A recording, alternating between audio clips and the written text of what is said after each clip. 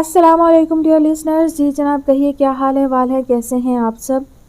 امید کرتی ہوں, دعا کرتی ہوں کہ آپ سب بخیر و عافیت ہو. اللہ تعالیٰ آپ کو اپنے حفظ و امان میں رکھے اور آپ کی تمام پریشانیاں دور فرمائے. آمین ثم آمین. اور آپ سب بھی مجھے اپنی دعاؤں میں لازمی یاد رکھا کریں. سب سے پہلے آپ لوگوں سے ایک بات کہنا چاہتی ہوں کہ کچھ جو ہے چینلز دوسروں کے آڈیوز کو استعمال کرتے ہیں اپنے چینل پر. تو ریسنٹلی مجھے پتہ چلا کہ ایک چینل پر جو ہے وہ میرا ریکارڈ کیا ہوا ناول میکائل جو ہے وہ اپلوڈ کیا ہوا تھا. انہوں نے میری وائس جو ہے وہ ڈاؤن لوڈ کی تھی اور اس کے بعد انہوں نے ایڈٹ کر کے اس کو دوبارہ سے ویڈیو میں کنورٹ کر کے اس کو اپلوڈ کیا تھا. تو میں نے کمپلین کی ہے اور یوٹیوب نے انہیں وارننگ دی ہے. وہ اگر ڈیلیٹ کر دیں گے خود ہی تو ٹھیک ہے, نہیں کریں گے تو یوٹیوب کی جانب سے ڈیلیٹ ہو جائیں گے. آپ سب سے یہ کہنا چاہتی ہوں کہ اگر آپ کو کہیں بھی کسی بھی چینل پر میری آواز میں ریکارڈ کیا ہوا ناول کہیں دکھائی دے, کہیں بھی ملے, تو پلیز مجھے ضرور بتائیے گا. آپ مجھے کامنٹ سیکشن میں بھی بتا سکتے ہیں, ویڈیو کا لنک یا چینل کا لنک شیئر کر دیجیے. اور اگر آپ ایسا نہیں کرنا چاہتے تو آپ مجھے انسٹاگرام پر میسج کر سکتے ہیں, اور میری انسٹاگرام کی آئی ڈی بھی آپ کو جو ہے وہ چینل کے ڈسکرپشن میں نظر آ جائے گی, آپ وہاں سے دیکھ سکتے ہیں. بڑھتی ہوں ناول کی نیکسٹ ایپیسوڈ کی جانب. اس ناول کی فرمائش ہم سے کی ہے سیما ایاز احمد نے. ناول کا نام ہے چراغ شب آخر. مصنفہ ہیں رفعت ناہید سجاد. قسط نمبر 9. سردی کے شدید موسم میں مری مری دھوپ کھڑکیوں کے شیشوں سے جگہ بناتی. پھٹی ہوئی دری کے فرش پر برفی کے ٹکڑوں کی صورت ایک قطار میں بچھی ہوئی تھی. کیسر کو رخصت ہوئے چھٹا دن تھا اور اس نے کسی سے کوئی رابطہ نہیں کیا تھا. دوسرے دن جب وہ پتھر کی طرح ساکت پڑا تھا, بند آنکھوں کے پیچھے اس کے پپوٹوں میں بھی حرکت محسوس نہیں ہوتی تھی. اس کی بھیجی ہوئی مٹھیاں کھلتی نہیں تھیں. تیسرے دن جب اس نے آنکھیں کھولیں, چوتھے روز جب سامنے کھڑے شخص پر اس کی نگاہ ٹکی اور اس نے بے ساختہ مسکرانے کی کوشش کی, اور ڈاکٹروں نے اطمینان کا اظہار کیا کہ وہ کوما میں نہیں گیا. اس دن بھی اور اگلے تمام دنوں میں جب تک وہ وہاں رہا, وہ سب اس کے آس پاس تھے. وہ سب ایک قیامت سے گزر رہے تھے. دعائیں, درود و وظائف. لوگوں کے ہاتھوں میں تسبیح تھی. بدبداتے ہونٹ اور جھکے سروں سے وہ بارگاہ الہی سے سوائے اس کی زندگی کے کچھ نہیں مانگ رہے تھے. جنہوں نے اس کو اس حال میں پہنچایا, ان لوگوں سے انتقام کی خواہش, ان کے برے حشر کا انجام. اس وقت ان کے ذہنوں میں کچھ نہیں تھا. بہت سے وہ لوگ بھی جو اس گروپ کی سرگرمیوں سے ناخوش اور دوسرے گروپ سے ہمدردیاں رکھتے تھے, دعا میں شریک تھے. وہ یہ ماننے سے انکاری تھے کہ ان کے ساتھیوں نے کسی کو اس انجام تک پہنچایا ہوگا. جن لوگوں کا نام لیا جا رہا تھا ان کے کردار کی قسمیں کھائی جا رہی تھی. ان کی کسی اور جگہ پائے جانے کی شہادتیں پوچھی جا رہی تھیں. وہ تو اس وقت خود اس کے ساتھ فلاں ہوٹل میں کھانا کھا رہا تھا. میں اور وہ تو اس سارا دن رجسٹرار کے کمرے میں بیٹھے رہے. پتہ نہیں ہم زیادہ معصوم ہیں یا دشمن زیادہ مکار ہیں. لوگ آتے تھے اور چلے جاتے تھے, 2, 4, 10 منٹ ٹھہر کر. وہ معلوم نہیں کیوں اپنی طبیعت سے مجبور شام تک وہاں موجود رہتی. کمرے میں کیسر کی والدہ بیٹھی ہوئی تھیں اور کوئی ایک اور ان کے ساتھ کسی بھی ضرورت کے لیے, لیکن خاموش اور دم بخود. کوئی مریض کو پوچھنے آتا تو پہلے سے بیٹھا از خود باہر چلا جاتا. مریض آنے اور جانے والوں سے بے خبر آنکھیں بند کیے ساکت پڑا تھا. ایسے ہی کسی کے لیے جگہ چھوڑ کر وہ کمرے سے باہر آئی تو اس کا ذہن شدید طور پر تھک چکا تھا. یہ چوتھا روز تھا اور ہر دن مایوسی پہلے سے بڑھ رہی تھی. نیم اندھیرے سے ایک دم تیز روشنی میں آنے سے اس کی آنکھیں چندھیا گئیں. یا ثنا حسین اور اعجاز کے درمیان کھڑی سارا حق نے اس کو آنکھیں بند کرنے پر مجبور کر دیا. بعض چہرے ہم دیکھنا نہیں چاہتے لیکن جب بھی بند آنکھیں کھولتے ہیں انہیں ہی سامنے پاتے ہیں. سو وہ جیل سے باہر آ گئی ہیں. یہ جیل جانا اور باہر آ جانا بھی خوب مشغلہ ہے. لیکن وہ کبھی بھی کسی پر نظر رکھنے سے چوکتی نہیں تھی. انہوں نے اسے دور سے آتے دیکھا اور دیکھ لیے جانے کو جتایا. بہت تھکی تھکی لگ رہی ہے عبیر. گویا اندر تو پرفضا نظارے تھے. ٹھاٹھے مارتے دریا اور لہراتے درخت تھکنے کے بجائے اسے تازہ دم باہر آنا چاہیے تھا. ہاں تھک گئی ہے عبیر, اعجاز نے محبت سے کہا. اس کو کہتے بھی ہیں ایک دن نہ آؤ, لیکن واقعی رہا بھی نہیں جاتا. دھیان ادھر ہی لگا رہتا ہے. اب آ ہی گئی ہو تو چلو کینٹین سے چائے پی آتے ہیں, بہتر فیل کرو گی, ثنا نے ہمدردی سے کہا.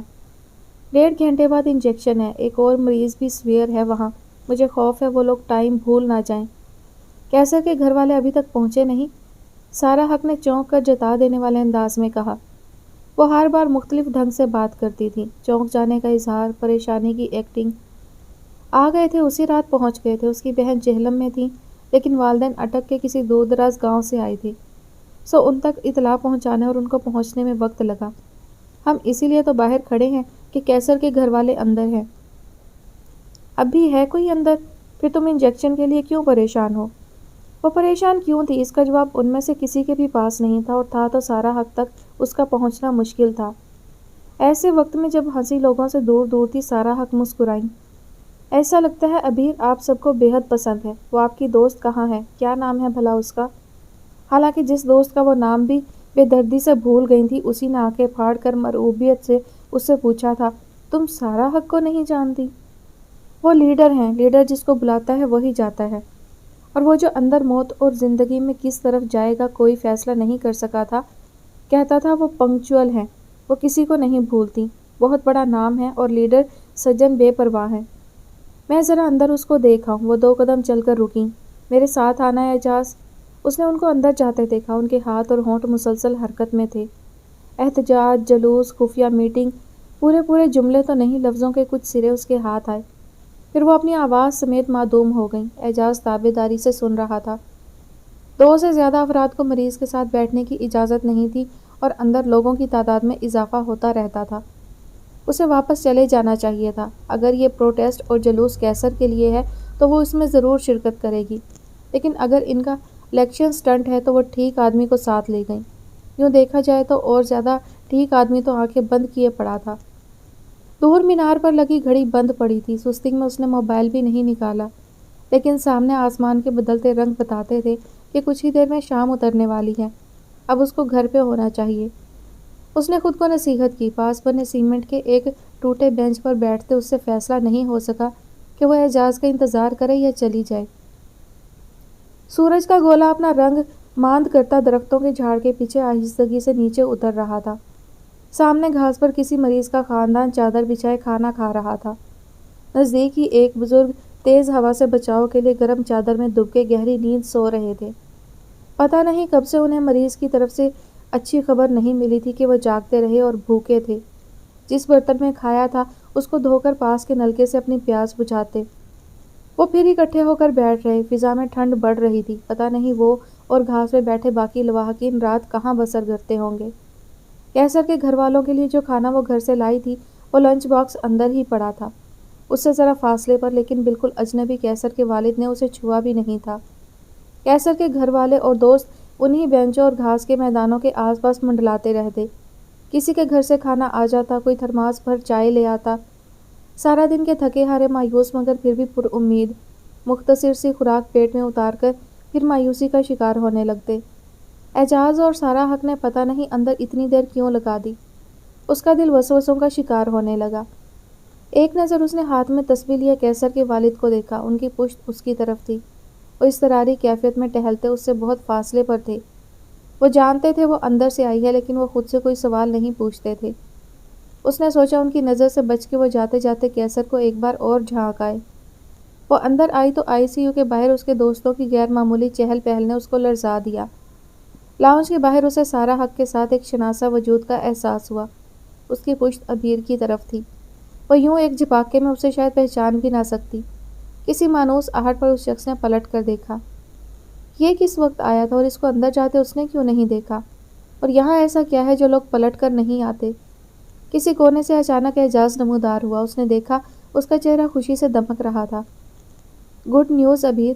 ابھی فاروق نے کیسر کو آواز دی تو اس نے آنکھیں کھولیں اور مسکرایا، اور اس کی آنکھوں میں پہچان تھی۔ اس نے اپنی والدہ کو بھی پہچانا اور مسکرایا، لیکن ابھی وہ دہشت کے اثر سے نکلا نہیں۔ اس نے شیشے سے اندر جھانک کر دیکھا۔ وہ پہلے جیسی کیفیت میں ساکت پڑا تھا، لیکن کبھی کبھی پلکیں جھپکتا اور آنکھیں کھول لیتا۔ اندر کافی لوگ جمع تھے۔ وہ چپ چاپ واپس آ کر سبزہ زار میں بنی سیمنٹ کی بینچ پر بیٹھ گئی۔ امید اور اندیشوں کی ملی جلی فضا ابھی تک اس سے دور نہیں ہوئی تھی۔ اس نے اعجاز کو میڈیکل سٹور کی طرف دوڑ لگاتے دیکھا۔ کیسر کے والد صاحب نے اعجاز کو دوڑتے اور اسے نم آلود آنکھوں سے باہر آتے بھی دیکھا۔ بڑی ہمت اور حوصلہ کے ساتھ بنا سوال کیے وہ اس کی طرف دیکھتے رہے۔ وہ ان کے اکلوتے بیٹے میں کیا دیکھ کر آئی تھی، اس سوال کا حوصلہ ان میں ختم ہو گیا تھا۔ اس کو ہوش آ گیا ہے۔ اس نے کھڑے ہو کر مؤدب لہجے میں جملہ الٹ دیا۔ والد صاحب نے منہ سے ایک لفظ نہیں نکالا، البتہ قبلہ رخ چادر گھاس پر بچھائی اور مغرب کا انتظار کرنے لگے۔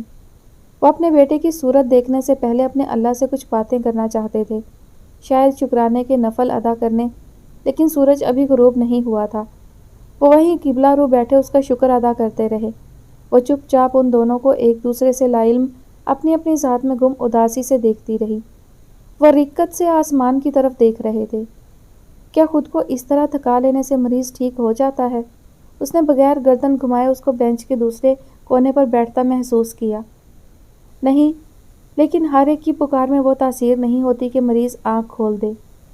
اس کا آنکھیں کھول لینا تو یقیناً آپ کو اچھا لگا، میری آواز پر کھولنا شاید پسند نہیں آیا۔ سبب محض اتفاق ہوتے ہیں، آپ خوامخواہ اعجاز کی بات میں آ گئیں۔ مجھے لگ رہا تھا وہ زندہ نہیں بچے گا۔ اس کے والد بہت زیادہ فاصلے پر نہیں تھے۔ اس نے اپنی آواز مزید دھیمی کر لی۔ مجھے بھی۔ عبیر نے کنکھیوں سے اس کے والد کی طرف دیکھا، ان کی داڑھی آنسوؤں سے تربتر تھی۔ انتظار بھی کیسی چیز ہے۔ وہ سجدہ شکر ادا کرنے میں جلدی کرنا چاہتے تھے اور ہر روز باقاعدگی سے ڈوب جانے والے سورج کو آج نہ کوئی جلدی تھی، نہ ان کی بے تابی کا کوئی احساس۔ دنیا بہت سی چیزوں کے آگے کتنی بے بس ہے۔ یہ پہلی بار نہیں تھا کہ وہ اس کے قریب بیٹھی تھی اور خود سے مخاطب تھی۔ نسیمہ بی بی کی وفات، اس کی بیٹی کا اغوا، زخموں سے چور چور کیسر، ہمارے مشکوک رزلٹ اور سورج کے غروب ہونے میں نہیں آتا۔ آپ دنیا کو محض اپنے حوالے سے دیکھ رہی ہیں، یہ تو خود غرضی ہے۔ میرے ابا کی خواہش تھی میں پی ایچ ڈی کروں۔ کیا ہوتا پی ایچ ڈی کر کے؟ خواہشیں پوری ہو جائیں تو کیا ہوتا ہے؟ وہ جھنجھلا گئی۔ کچھ بھی نہیں ہوتا، اس کے سوا کہ ایک خواہش پوری ہو جاتی ہے۔ اچھا تھوڑی دیر کے لیے تصور کیجئے، اور یہ کھیل تو ویسے بھی آپ لوگوں کی بہترین وقت گزاری ہے، کہ آپ وہ نہیں جو ہیں۔ برسوں پرانی کوئی خاتون دراصل آپ ہیں۔ اس خواہش میں فنا ہو رہی ہیں کہ آپ کی چنری کو دھنک رنگ میں رنگ دیا جائے، نیلا، پیلا، کاسنی، نارنجی۔ بڑی منتوں، مرادوں اور انتظار کے بعد وہ دوپٹہ آپ کو مل بھی گیا۔ آج برسہ برس بعد اس خواہش کے تکمیل پا جانے کی کہیں کوئی حیثیت ہے؟ وہ مزید چڑ گئی۔ دھنک رنگ دوپٹہ اور پی ایچ ڈی ایک برابر ہوتے ہیں؟ نہ، بات چیزوں کی نہیں، خواہش کی ہوتی ہے۔ پہلی بار جب میں نے آپ کو دیکھا تو مجھے لگا تھا کہ آپ جھکی ہیں۔ اس نے اکتاہٹ سے منہ دوسری طرف پھیر کر فیصلہ سنا دیا۔ وہ پہلی بار نہیں تھی، مگر خیر آپ نے تو شمار ہی نہیں کیا تھا۔ اس نے ٹوکا۔ وہ خاموش رہی۔ آج کچھ دیر نہیں ہو گئی؟ روزانہ تو آپ اس وقت سے پہلے چلی جاتی تھیں۔ کچھ دیر کے سکوت کے بعد اس نے ٹھہرے ہوئے لہجے میں پوچھا، آپ کو کیسے پتا؟ سوال کے جواب میں سوال اس کا عمر بھر کا وتیرہ رہا تھا۔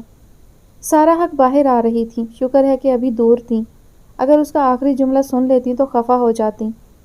ان کو مردوں کی یہ فکر مندی سخت ناپسند تھی۔ لڑکیاں خوامخواہ کیوٹ بننے کی کوشش کرتی ہیں۔ ان کا رخ بتدریج اندھیرے میں ڈوبتے پس منظر میں بینچ پر پتھروں کی طرح ایستادہ دو مجسموں کی طرف تھا، حالانکہ ان کی کار اور ڈرائیور بالکل دوسری سمت منتظر اور مستعد تھے۔ وہ لمحہ لمحہ قریب ہو رہی تھیں۔ شکر ہے اب کیسر کی طبیعت ٹھیک ہے، یوں ہی جیسے بات برائے بات سلسلہ شروع کیا۔ اس کی پہچان واپس آ گئی، حالانکہ برین سخت رسک میں تھا۔ پہچان ہی تو واپس نہیں آئی اس کی، اس نے بڑبڑا کر سوچا۔ چلا جائے، انہوں نے عبیر کو سرے سے نظر انداز کر کے فاروق کی رائے مانگی تھی۔ عموماً بگ شاٹس کیڑے مکوڑوں کو منہ نہیں لگاتے کہ وہ ان کے معیار پر پورے نہیں اترتے۔ پتہ نہیں اب وہ اس کو ڈسچارج کب کریں گے۔ پتہ لگانا کون سا مشکل کام ہے؟ اتنی دیر کی خاموشی کے بعد مکمل سا جواب ان کو شک میں ڈال گیا۔ وہ ان سے مخاطب نہیں تھا شاید۔ چل رہے ہو؟ نہیں۔ کیوں؟ میں اپنے بارے میں کسی کیوں کا جواب نہیں دیا کرتا۔ ثنا اور جاوید اس کے پاس آ کر بیٹھ گئے۔ فضا میں سناٹا چھا گیا تھا، اور جب کیسر کے والدین نے اس کے دوستوں سے برہمی کا اظہار کیا اور اس کو بغیر کسی اجازت یا اطلاع کے ساتھ لے گئے تو ابھی وہ اس قابل نہیں ہوا تھا کہ اپنے لیے درست یا غلط فیصلے کر سکے۔ سب کچھ اس کی مرضی اور خواہش معلوم کیے بغیر ہوا۔ اپنے چھوٹے سے آفس میں بیٹھے وہ سب بے حد رنجیدہ تھے۔ سوچنے کی بات یہ ہے کہ کیا یہ کوئی سوشل کلب تھا یا طالبانہ سرگرمیوں میں سے کوئی چیز، یا ہم نے مقاصد حاصل کر لیے کہ ہم اس طرح تتر بتر ہو کر بکھر جائیں۔ کیسر کو رخصت ہوئے چھٹا دن تھا اور وہ لوگ اس سے رابطے کے لیے فکر مند تھے۔ لیکن وہ چاہتا تو کانٹیکٹ تو کر ہی سکتا تھا نا۔ تم جانتے ہو وہ کس قدر فرما بردار ہے، وہ ایسا کبھی نہیں کرے گا۔ اس کا مطلب ہے آج سے کیسر کا چیپٹر کلوز ہوتا ہے۔ چیپٹر ختم کرنا کتنا مشکل کام ہے، عبیر نے سوچا۔ کتاب ختم ہو بھی جائے تو انسان ورق پلٹ پلٹ کر پڑھتا رہتا ہے۔ وہ ہم سے رابطہ تو کر ہی سکتا تھا، کیا وہ بھی ہمیں ہی قصوروار سمجھتا ہوگا؟ سارا حق رہا ہو کر باہر آئیں تو بہت برہم تھیں۔ وہ بنام اسٹیٹ مقدمہ کرنا چاہتی تھیں، گمنام لوگوں کے خلاف نہ صحیح۔ کیسر چاچا بشیر تو تھا ایک گواہ، لیکن وہ اپنی تمام تر کوششوں کے باوجود چاچا کو بھی پیش نہ کر سکیں۔ سارا حق نے اعلان کیا وہ ایک بڑا جلوس نکالیں گی، باوجود اس کے کہ ان کے حقائق کا تجزیہ کبھی جذباتی نہیں ہوتا تھا۔ انہوں نے دعویٰ کیا کہ ان کی تحریک طوفان کا رخ موڑ دے گی، حالانکہ طوفان بڑے اطمینان سے کتا گود میں بٹھائے جام ہاتھ میں لیے ڈٹا ہوا تھا۔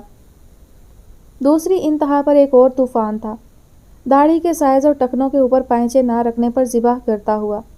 وہ لوگ جو ان دو انتہاؤں پر نہیں تھے، ان کے لیے ایک نیا نظام پیش کیا گیا تھا، اعتدال پسند اسلام۔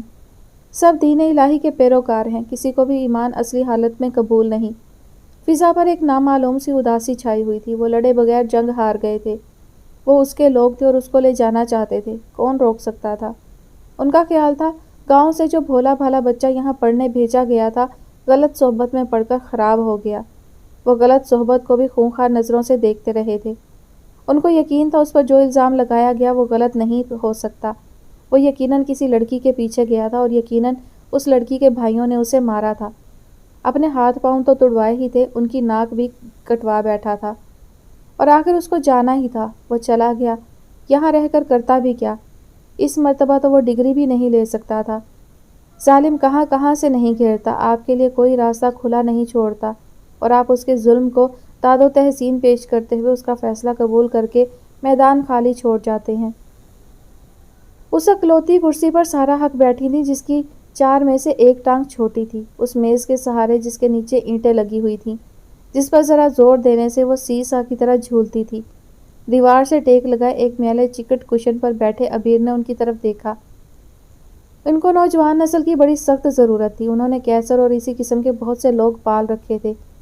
وہ چلا گیا جس کا ملال انہوں نے اتنے سارے لفظوں میں کیا کہ لفظوں کی بھرمار سے صداقت مشکوک ہونے لگی۔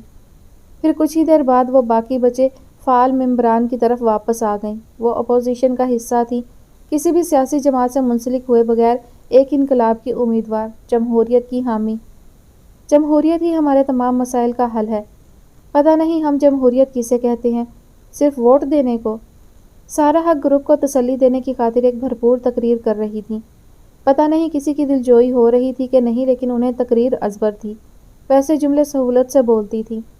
ایک قرارداد مذمت پاس کرنے کے بعد انہوں نے جیسے تقریر کے اختتامی الفاظ بولے، چلو کوئی بات نہیں، لڑکے آپس میں لڑ ہی پڑتے ہیں، ہم اداسی کی فضا سے عزم کی طرف آتے ہیں۔ انہوں نے خود ہی طے کر لیا تھا، وہ سب کی لیڈر ہیں، انہیں حکم دینے اور روک لینے دونوں کے اختیارات ہیں۔ گویا اداسی اور عزم سارا حق کے حکم کے تابع ہیں۔ ان کے پاس حکومت گرانے کا ایک طویل پروگرام تھا۔ وہ مختلف لوگوں میں ڈیوٹیاں تقسیم کرنے لگیں۔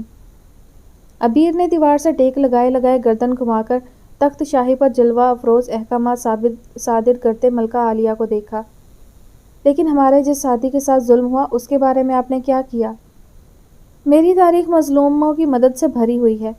گھر سے بھاگی لڑکیوں کی ہمت افزائی کے سوا بھی آپ کے کریڈٹ پر کچھ ہے؟ بالفرض وہ مظلوم ہیں تو بھی۔ عبیر کے لہجے میں ایسی سختی تھی جس کی وہ عادی نہیں تھی۔ ساتھی تو تمہارا تھا، تم لوگوں نے کیا کیا؟ انہوں نے لمحہ کی تاخیر کیے بغیر آنکھوں میں خونخواری بھر کے اسے دیکھا۔ واقعی ہم نے کیا کیا، سوائے ملال کے؟ اس کی آنکھوں میں شکستگی ابھری۔ انہوں نے عبیر کو پسپا ہوتے دیکھا تو اور شیر ہو گئیں۔ ان کا خیال تھا جنگ کا یہ میدان دیر تک چلے گا۔ پھٹا ہوا کھلا لفافہ ہوا سے اڑ کر فرش پر گر گیا، لیکن اندر سے نکلا کاغذ ابھی تک عبیر کے ہاتھ میں تھا۔ اس نے بند شیشوں اور ایک طرف سرکے ہوئے پردوں سے باہر مرجھائی دھوپ پر ایک اچٹتی نظر ڈالی۔ کریم بھی گھاس پر بکھرے پھل چنتی پھر رہی تھی۔ موٹے موٹے بیل درخت کی بلندی سے گرتے اور فرش سے ٹکراتے ہی کھل کھل ہو جاتے۔ وہ اس کا حلوہ پکایا کرتی تھی کیونکہ بیل کا پھل دل کے لیے مفید ہوتا تھا۔ ان کی اپنی حکمت تھی یا ان کے ابا جو کسی زمانے میں حکیم ہوا کرتے تھے، ان کے نسخوں کی کوئی کتاب ان کے ہاتھ لگی تھی۔ دھوپ تاپنے کے لیے اماں اور عثمان کرسیاں ڈالے مونگ پھلی ٹونگ رہے تھے۔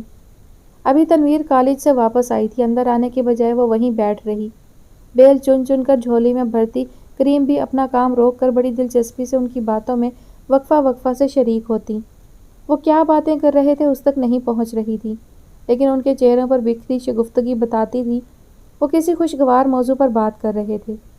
تنویر کو تو مسکرائے مدت گزر جاتی، جب وہ بھولے سے ہنستی تو آس پاس جیسے نرم پھوار گرنے لگتی۔ اب تو اس کی آمد ہی بہت بہت دن بعد ہو چلی تھی۔ جب سے اس کے کالج میں ڈے کیئر کھلا تھا وہ گڑیا کو چھوڑنے بھی نہیں آتی تھی۔ جن کی نگاہیں دروازے پر لگی ہوں وہ بھی یہ گلہ نہیں کرتے تھے کہ اتنے دن کیوں نہیں آتی۔ وہ اب ان سب ہنستے کھیلتے لوگوں میں سے اس کھلے کاغذ سے پہلا دکھ کس کو پہنچائے، کون اس صدمے سے دو چار ہو۔ جب کیسر بے کسی کی حالت میں پٹیوں اور ٹیوبوں میں قید جیسے کبھی آنکھ نہ کھولنے کے لیے لیٹا تھا تو اس کے اندر اتنا غصہ بھرا ہوا تھا کہ اس کا شدت سے جی چاہتا تھا وہ جائے اور ڈھونڈ کر ایک ایک کو اتنے ٹھڈے مارے کہ لہو لہان کر دے۔ ایک ناحق ظلم اس پر بھی ہوا، لیکن وہ کس کو ٹھڈے مارے؟ ہم شاید زیادتیاں سہتے رہنے کے عادی ہو گئے ہیں، سارا حق کے بقول۔ کچھ بھی فیصلہ کیے بغیر اس نے بیڈ سے پاؤں نیچے اتارے، کاہلی سے پنجوں کو چپل میں گھسیڑا۔ بہرکیف اس کو یہ سب کسی تک تو پہنچانا تھا۔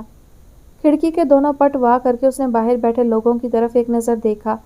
بڑی خوش دلی سے مسکراتے اس نے عثمان کے ہاتھ ہلانے کا جواب ہاتھ ہلا کر دیا۔ اپنے کمرے سے نکل کر گیلری سے گزرتے وہ کسی وجہ کے بغیر ٹھٹک گئی۔ بہت ساری دھوئیں جیسی پیلی ہوئی تصویروں کے پاس رکی۔ کیا ان سب میں سے کسی نے دھنک رنگ چنری اوڑھی ہوئی ہے؟ کالی سفید دنیا میں رنگ صرف تصوراتی ہی ہوتے ہیں۔ وہ جان آف آرک سے قریب تر ہوئی۔ ہیلو جان، ہاؤ آر یو؟ آپ پی ایچ ڈی کرو گی؟ آؤ ہم دونوں اپنی اپنی خواہشوں کو ایک دوسرے سے بدل ڈالیں۔ وہ جب بھی اس گیلری سے گزرتی دادی یا پردادی جان کے پاس ہمیشہ ٹھہرتی۔ وہ جیسے اس کے بچپن کی سہیلی تھی۔ اس کی طبیعت کا غصہ، اس کی چیلنج کرتی آنکھیں اور اس کی غیر معمولی شباہت۔ کیمرے کے لیے مسکرائی لیکن مسکراہٹ کا ساتھ نہ دیتا اس کی آنکھوں کا دکھ۔ قدیم تصویروں سے اس کی عجیب کیمسٹری ملتی تھی۔ ابا کے کمرے میں لگی قائد اعظم کی واحد پورٹریٹ بھی ہر بار اپنا تاثر بدل لیتی۔ کبھی ان کی آنکھوں میں خوشی کی چمک ہوتی، کبھی وہ اس کو سرزنش کرنے والے انداز میں گھورتے، کبھی محض محبت سے مسکراتے۔ بعض اوقات تصویر کے برابر چلتے اسے لگتا قائد اعظم نے اس کے ساتھ ساتھ گردن گھمائی ہو۔ ہمیشہ کی طرح ان کے دروازے سے پہلے اس کا سر اندر آیا، پھر سالم وجود۔ وہ اپنے کمرے کے ٹی وی پر الیکشن کیمپین کے سلسلے میں ہونے والی گہما گہمی دیکھ رہے تھے۔ اس وقت جب سب کسی نہ کسی کے ساتھ گروپ بنا کر خوش گپیوں میں مشغول ہوتے، وہ تنہا ہیٹر کے قریب گھٹنوں پر کتاب اندھائے ٹی وی کے خبرنامے میں گم تنہائی محسوس نہیں کرتے تھے۔ کبھی وہ تنہا ہوئے تو ہجوم میں۔ اسکرین سے نظریں ہٹی تو اس کے ہاتھ میں کھلے لفافے سے ہوتی اس کے چہرے پر ٹک گئیں۔ آؤ بیٹھو، انہوں نے کسی بھی بے صبری کا مظاہرہ نہ کرتے سکون سے کہا۔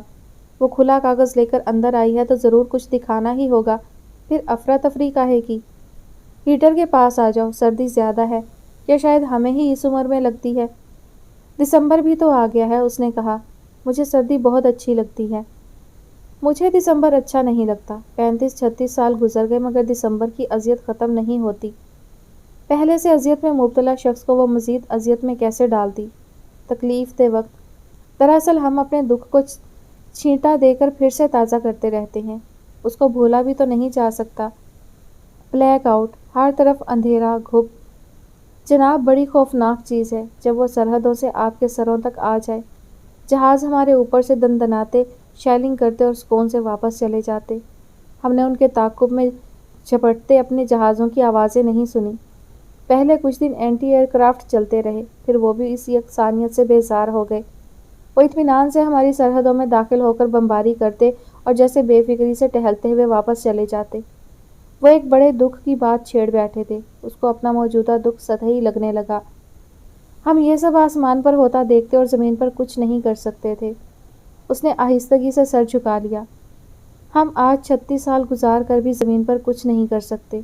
اب بھی جہاز ہماری بستیاں الٹا کر چلے جاتے ہیں۔ کبھی دشمن سامنے صف آ رہا ہوتا ہے تب اس کی کوئی پہچان بھی ہوتی ہے، پھر وہ آپ کی اپنی صفوں میں آ شامل ہوتا ہے اور پہچانا نہیں چاہتا۔ مجھے آپ سے ایک بات کہنی تھی، اس نے گھٹی ہوئی آواز میں کہا۔ میرا رزلٹ اچھا نہیں آیا، C گریڈ۔ ان کے چہرے پر ایسا کوئی تاثر نہیں آیا جس سے وہ اپنی بات کا کوئی رد عمل دیکھ سکتی۔ ان کے کان اس کی بات پر لیکن آنکھیں ٹی وی اسکرین پر مرکوز تھیں۔ شاید اس بار میں نے محنت نہیں کی تھی، اس نے الزام اپنے کندھے پر لینا چاہا۔ سسٹم سے تو وہ پہلے ہی دکھی تھی۔ نہیں، ایسی بات نہیں ہے۔ انہوں نے ریموٹ اٹھا کے ٹی وی بے آواز کر دیا۔ کچھ خط آئے تھے میرے نام، گمنام۔ انہوں نے لکھا تھا وہ تمہاری ایکٹیویٹیز سے ناخوش ہیں، اور یہ بھی لکھا تھا تمہیں اپنے ارادوں سے باز کر لوں ورنہ برے نتائج کے لیے تیار رہو۔ ایک خط میں لکھا تھا میرا بہت لحاظ کرتے ہیں اس لیے مجھے آگاہ کر رہے ہیں۔ دوسرے خط میں لکھا تھا وہ میری اولاد سے اس کے سوا اور کچھ توقع نہیں کرتے۔ دنیا سے الگ تھلگ لیکن کس قدر باخبر۔ میں نے تم سے ذکر نہیں کیا تھا کہ تمہاری پڑھائی پر اثر انداز نہ ہو۔ ہم ہمیشہ بڑوں سے کچھ نہ کچھ چھپاتے آئے ہیں اور سمجھتے ہیں کہ اس میں کامیاب رہے ہیں، حالانکہ وہ ہمیں کامیاب بنانے میں ہمارا بھرپور ساتھ دے رہے ہوتے ہیں، لا علمی کا کھیل کھیل کر۔ اسے لگا یہ خط اس کا بچپن تھا، جیسے وہ ایک مٹھی میں شارپنر چھپا کر دونوں بند مٹھیاں آگے کر کے پوچھتی تھی، بتائیے کس میں؟ ننھی سی مٹھی کے انگوٹھے اور شہادت کی انگلی کے درمیان سوراخ سے لال رنگ کا شارپنر شرارتی بچے کی طرح جھانک رہا ہوتا تھا۔ ابا مجھے ڈھونڈو، لیکن وہ اس مٹھی کو قطعی نظر انداز کر کے خالی مٹھی پر ہاتھ رکھ کر کہتے، اس میں۔ ان کے اپنے ہاتھ میں ایک پھٹا ہوا لفافہ تھا، لیکن وہ ان کی شکست پر بچپن کی طرح کھلکھلا کر نہیں ہنس سکی۔ حمیرہ کا کیا بنا؟ حیرت کی بات کہ اس کا A گریڈ ہے۔ اس کی بھی ایک وجہ ہے، وہ یہ ثابت کرنا چاہتے ہیں کہ رزلٹ دشمنی کی وجہ سے ایسا نہیں آیا ہے۔ اگر دشمنی کرتے تو دونوں سے کرتے۔ میں ان کو مدت سے جانتا ہوں، برسہ برس میں نے ان کے ساتھ کام کیا ہے۔ تمہارے ایک ساتھی کو زخمی کر کے تمہیں اتنا برا رزلٹ دے کر انہوں نے اصل میں پیغام مجھے ہی دیا ہے۔ میں جانتا ہوں سیکریسی برانچ کو بھی، وہ بھی تمہاری کوئی مدد نہیں کریں گے۔ گریڈ کچھ اہم نہیں ہوتے، وہ B اور C ہوں یا 19-20۔ اگر تم نے وہ کر لیا جو کرنا چاہتی ہو یا اس کی طرف قدم بھی بڑھایا تو جان لو تمہیں تمہارا گریڈ مل گیا۔ وہ کسی استقامت سے آواز میں کسی لرزش کی آمیزش کے بغیر اس کا حوصلہ بڑھا رہے تھے۔ اعجاز کے ساتھ کیا ہوا؟ پاس ہو گیا، لیکن اس سے کہا گیا اس کو رزلٹ کارڈ اس وقت تک نہیں دیا جائے گا جب تک وہ تھیٹر سے ہونے والی آمدنی کا آڈٹ نہ کروا لیں، کیونکہ اس نے 500 اور 1000 روپے کے ٹکٹ بیچے۔ اس کام کے لیے اس نے یونیورسٹی کی زمین اور اس کے وسائل سے ذاتی فائدہ اٹھایا۔ لیکن تمہارا تو ٹکٹ 50 سے اوپر تھا ہی نہیں، کروا لو آڈٹ۔ لیکن اس سے پہلے ہی پوری یونیورسٹی میں اس کے چور ہونے کے پوسٹرز چھپ گئے ہیں۔ الزام سے نہیں ڈرنا چاہیے، وہ جلد یا بدیر غلط ثابت ہو جاتا ہے۔ بدترین عہد میں بھی ایسا ہوتا رہا ہے۔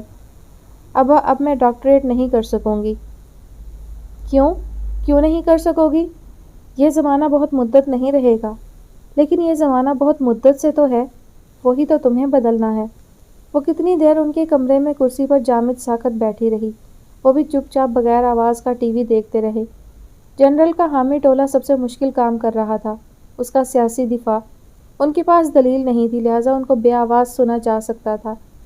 آج وہ صدمے سے چور چور تھی اور اس کو پہلی بار احساس ہوا غم صرف ذاتی ہوتا ہے۔ لوگ آپ کے ساتھ مغموم تو ہو سکتے ہیں، لیکن آپ کے غم کی نوعیت تبدیل نہیں کر سکتے۔ وہ وہاں سے اٹھی تو خواتین کی محفل میں آ گئی۔ خواتین بڑی خوش دلی سے اپنی کسی نہ کسی سرگرمی میں مصروف تھیں۔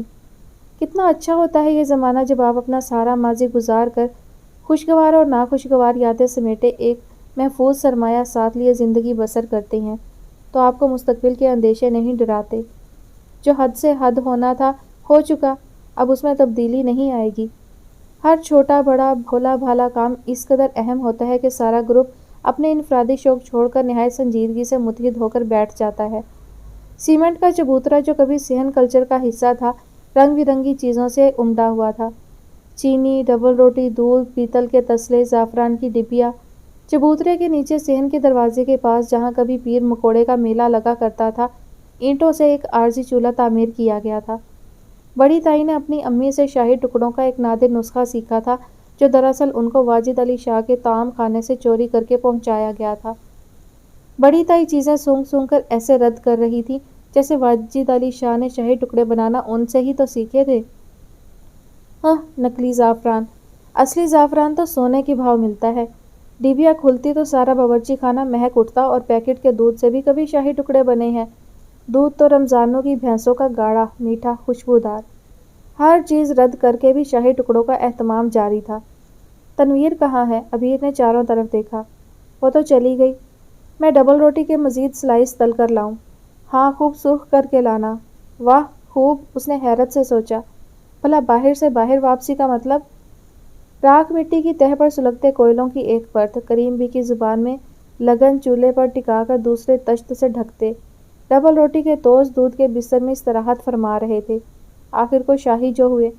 بڑی تائی مہارت سے چمٹا پکڑے انگارے اوپر والے لگن پر دو وزنی اینٹوں کے گرد ایک ترتیب سے رکھ رہی تھیں۔ کبھی اوپر والے انگارے نیچے چولہے میں چلے جاتے، نیچے سے تازہ تر انگارے اوپر والوں کی جگہ لینے کو موجود۔ عثمان نے کچھ دیر ٹھہر کر بڑی دلچسپی سے سارا تماشا دیکھا۔ یہ ہماری آخری نسل ہے جس میں ہم زوال پذیر تاریخ کی جھلک دیکھتے ہیں، پھر یہ لوگ معدوم ہو جائیں گے۔ یہ کام اون میں نہیں ہو سکتا؟ ہٹاؤ، ساری عمر ہو گئی ہمیں پکاتے، یہ اون تو ابھی کل کی ایجاد ہیں۔ اللہ مارے انگریزوں کو شاہی ٹکڑوں کا کیا پتا، کریم بھی ماضی میں کھو گئی۔ ہمارے وقت میں تو سوکھی روٹیوں کے ٹکڑے بھی پکتے تھے، بچی ہوئی روٹیاں صحن میں رکھ کر خشک کی جاتی، پھر ہامن دستے میں کوٹ کر گڑ کے شیرے میں، تصور میں ان کی انگلیاں شیرے میں لت پت ہو گئیں۔ ایسی چیز تھی کہ ہفتوں اس کے انتظار میں روٹیاں سکھائی جاتی۔ وہ یقیناً فقیری ٹکڑے کہلاتے ہوں گے۔ اور یہ کیا ہے سلور رنگ میں؟ آپ کو پتہ ہے میڈیکل سائنس نے چاندی کے ورق اور زردے کے رنگ کو زہر قرار دیا ہے۔ جھکی ہوئی بڑے اشتیاق سے چولہے میں دہکتے انگاروں کو جھانکتی اماں دفتن سیدھی ہو گئیں۔ تم اپنے کمپیوٹر پر بیٹھو، خبردار جو ہمیں کوئی نصیحت کرنے آئے تو۔ یعنی آپ زہر کھائیں اور میں خاموش تماشائی بنا دیکھتا رہوں؟ نہیں اماں، آپ کے بنا میرا جینا بیکار ہے۔ کب تک تیار ہوں گے؟ اماں نے عثمان کو دوسرا کڑوا سا جواب دینے کے لیے تیر کمان سنبھالا تھا کہ ٹھٹک گئیں۔ عثمان کے پیچھے سے جھانکتی ہمیشہ ہنستی آنکھیں آج بجھی بجھی سی تھیں۔ لمحے بھر کو چولہا چوکا بیک گراؤنڈ میں رہ گیا۔ اس کا بھائی مسخرے لطیفے کر رہا تھا۔ باپ کی طرف سے حوصلہ افزائی ہوئی، لیکن پتہ نہیں کیوں ماں بیٹی کے درمیان عجیب سا تکلف بھرا فاصلہ تھا، جس کو پاٹنے کی کوشش دونوں میں سے کسی نے بھی نہیں کی۔ تنویر کو سمیٹتے سمیٹتے انہوں نے اس کو بکھیر دیا تھا۔ گو وہ کبھی تنہا نہیں ہوئی۔ اس کے باپ، بھائی، دوست احباب اس کو گھیرے رکھتے، اور ان کو وہم ستاتا تھا کہ ان سب نے تنویر کو دل سے واپسی کا راستہ نہیں دیا تھا۔ ان کی بیٹی میکہ میں پردیس سی اکھڑی اکھڑی آتی تھی اور ویسے ہی اجنبی اجنبی چلی جاتی۔ مگر یہ بھی کیسی حیرانی کی بات ہے، اس نے اپنے ساتھ گزرنے والی اس کہانی کا ذکر سبھی سے کیا، بس ایک ان سے نہیں۔ اس کو لگتا تھا شاید وہ اس کو سمجھ نہیں سکیں گی۔ کہانی تو کچھ بھی نہیں تھی۔ ایک تو تم لوگ قصے کہانیوں کے بڑے شوقین ہو۔ بس وہ ایک پلانٹڈ آدمی تھا۔ حمیرہ کے کسی سوال کے جواب میں ٹی وی سے کان اور اون سلائیوں سے نظریں ہٹا لیں۔ عبیر اپنی دوست کی برابر والی کرسی پر بیٹھی تھی، لیکن سنتی تو ہوگی نا۔ اس کو داخلہ بھی پریویس کے بجائے فائنل میں ملا۔ جس دن داخل ہوا بس اس پہلے دن وہ کلاس میں آیا، آ کر سب سے آخر میں بیٹھ گیا۔ بجائے اس کے کہ وہ اپنا تعارف کراتا، ٹیچر نے اس کا تعارف کرایا۔ ٹیچر نے لیکچر روک کر کچھ خوف، کچھ مروبیت کی کیفیت سے اسے دیکھا۔ پھر ہم نے کبھی اس کی شکل نہیں دیکھی اور اسے بھول گئے۔ مجھے تو یہ بھی یاد نہیں اس نے امتحان بھی دیا کہ نہیں، کیونکہ وہ قطعی غیر اہم آدمی تھا۔ لیکن جب رزلٹ آیا تو اس نام نے ٹاپ کیا جس کی ہم صورت بھی بھول بیٹھے تھے۔ اس کے مجھ سے 3 نمبر زیادہ تھے۔ جب ہم ریسرچ کر رہے تھے ہم نے اس کو اپنے درمیان نہیں پایا۔ جب تھیسس لکھا گیا وہ کہیں نہیں تھا، لیکن رجسٹروں میں اس کی حاضری 100% تھی اور اس نے نہایت اعلیٰ پرچے کیے تھے۔ لہٰذا قانون کے مطابق ڈپارٹمنٹ کی واحد خالی پوسٹ پر لیکچرر بھرتی کر لیا گیا اور وہ سلیبس پڑھانا شروع کر دیا جو اس نے 2 سال میں خود کبھی نہیں پڑھا تھا۔ وہ دراصل ایک شخص نہیں تھا، ایک ٹولہ تھا۔ خدشہ تھا کہ ٹاپ میں نے کر لیا تو یہ سیٹ مجھے مل جائے گی اور شاید میں ان کے مفادات میں رکاوٹ بنوں یا ان کو من مانی کرنے دینے میں ان کا اعلیٰ کار نہ بنوں۔ سو سارا گروپ متحد ہو گیا۔ ہم ایسے موقع پر ہمیشہ متحد ہو جاتے ہیں۔ جب ہم پر کوئی واردات گزرتی ہے ہم سمجھ لیتے ہیں ایسا کبھی نہیں ہوا تھا۔ ایسا کب ہوا؟ شیطان اور اس کے چیلے مصروف کار رہتے ہیں۔ یہ لوگ مختلف ناموں سے ہر عہد اور ہر نسل میں موجود رہے ہیں۔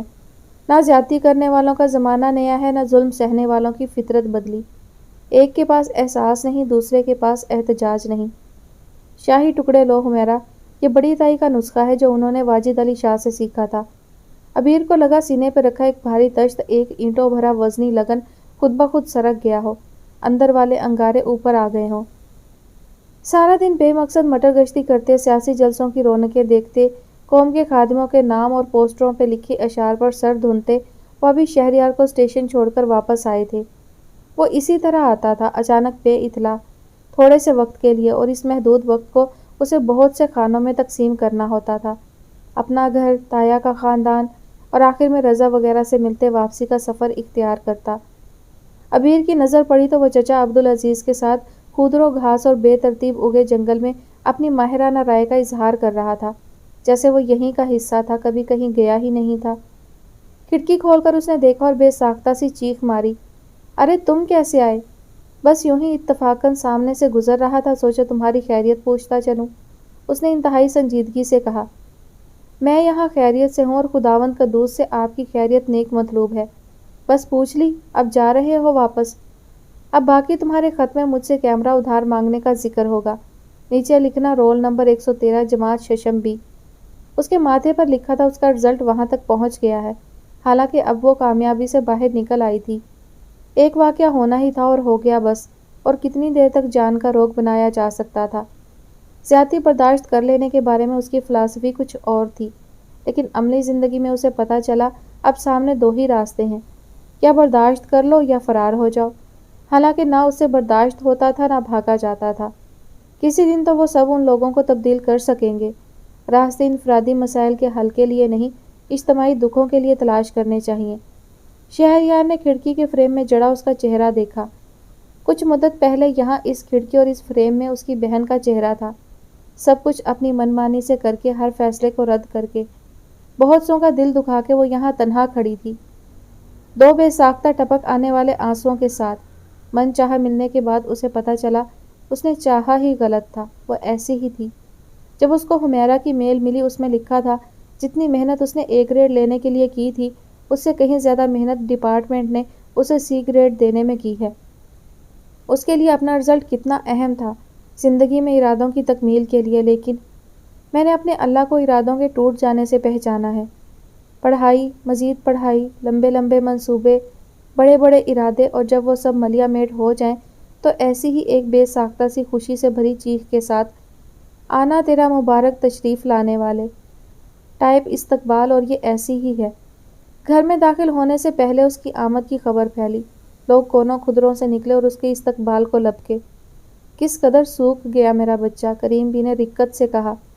دادی اماں کا دل دہل گیا، ہڈیاں نکل آئیں۔ جب یہ گیا نام اوپر برف والے محاذ پر گیا تھا، تب بھی سوکھ کر کانٹا ہو گیا تھا۔ رنگت کیوں اتنی سیاہ ہو گئی؟ چاند سا چہرہ کملا کر رہ گیا۔ بڑی تائی فک ہو کر بولی، جاؤ واپس، پہلے اپنا یہ سب کچھ ٹھیک کرو پھر آنا۔ عثمان نے کہا، آپ خواتین کو اس میں کوئی خوبی بھی نظر آ رہی ہے یا سب خرابیاں ہی اکٹھی ہو گئی ہیں؟ ہمارے کلچر میں خواتین اپنائیت کا اظہار اسی طرح کرتی ہیں اور اس کا کوئی برا بھی نہیں مانتا۔ اتنا بڑا ہو گیا، کمزور ہو گیا کہ اپنی شکل کا کیا کیا؟ فوزیہ کو وہ ساتھ تو لیے چلا آیا تھا، لیکن اس کو ان لوگوں کی بے ربط اوٹ پٹانگ باتیں کچھ زیادہ اچھی نہیں لگتی تھیں۔ جتنی دیر گھر میں اس کی آمد کا جشن منایا جاتا رہا، اس پر سناٹا طاری رہا۔ اس کو عجیب لگا، تایا عباس جیسے سنجیدہ مدبر آدمی بھی اس کی آمد پر ایسے کھل اٹھتے تھے کہ ان سے اپنی خوشی چھپائی نہیں جاتی تھی۔ معلوم نہیں ان سب کا انٹرسٹ کیا ہے، اور پتہ نہیں بھائی اتنا بے تاب کیوں ہے۔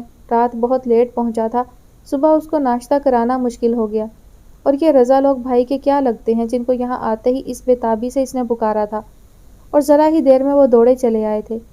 ان کی ہنسی کسی صورت قابو میں نہیں آتی تھی۔ پھر سارا دن انہوں نے کہاں کہاں گزارا، ایک بوسیدہ اسکول کے باہر، کسی پرانے پارک میں، نہر کے پلوں پر۔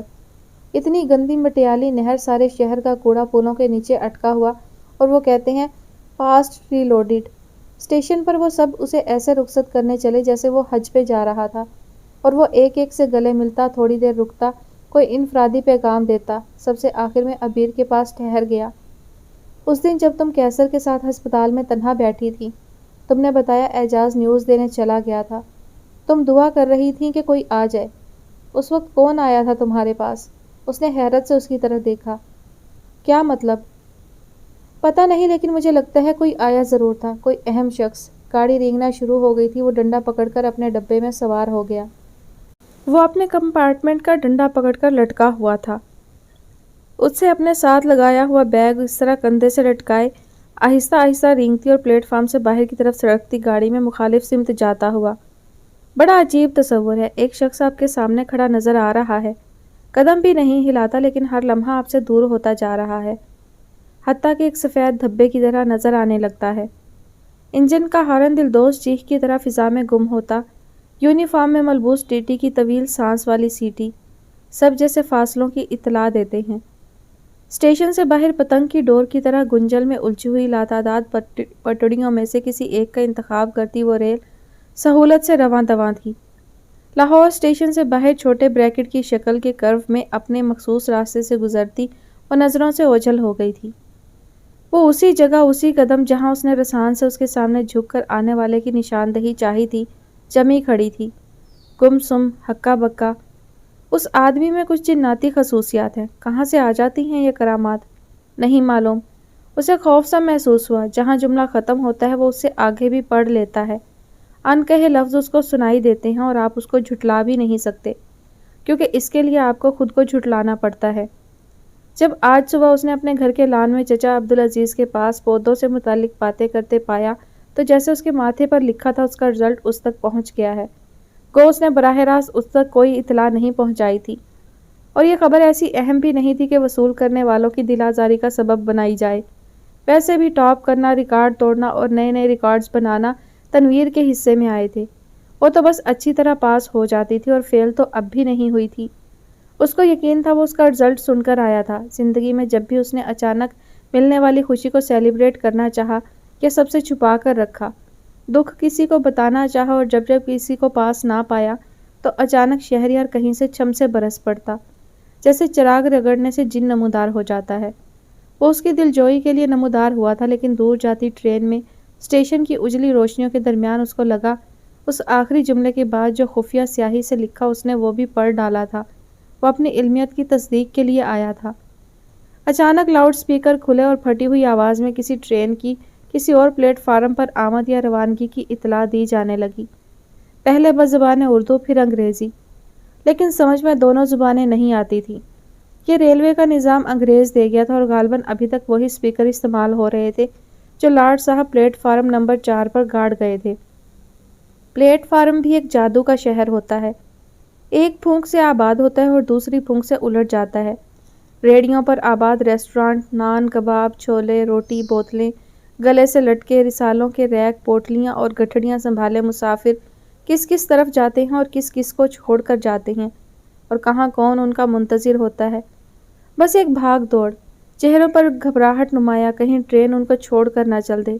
ٹرین ایسی ہی بے مہر ہوتی ہے، پھر جب گارڈ کی سیٹی اور انجن کے ہارن کے ساتھ وہ رینگتی ہے، لوگ اس کے ساتھ ساتھ قدم ملا کر چلتے ہیں۔ اپنے پیاروں کو رخصت کرنا آسان نہیں۔ پلیٹ فارم ختم ہو جاتا ہے اور ٹرین اپنے جاہو جلال کے ساتھ آگے نکل جاتی ہے۔